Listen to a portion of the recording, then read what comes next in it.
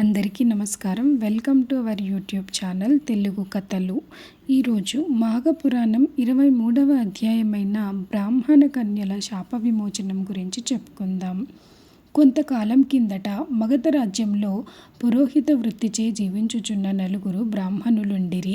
నలుగురికి నలుగురు కుమార్తెలుండిరి. వారు నిండు యవ్వనవతులై ఉండిరి. కొన్నాళ్లకు ఆ గ్రామపు కోనేటిలో స్నానం చేయుటకు ఒక గురుకుల విద్యార్థి వచ్చెను.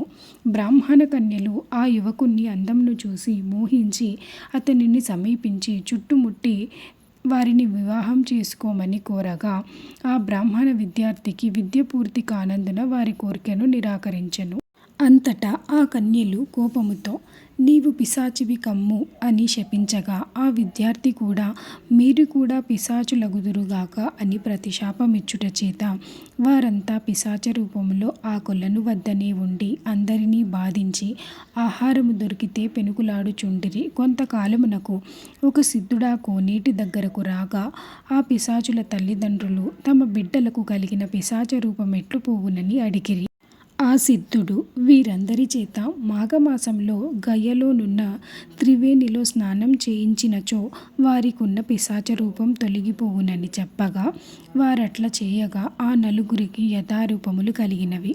అట్లు జరుగుట మాఘస్నాన ఫలితమే కారణము. ఇంతటితో మాఘపురాణం 23వ అధ్యాయం సంపూర్ణం. మరలా 24వ అధ్యాయంతో కలుసుకుందాం.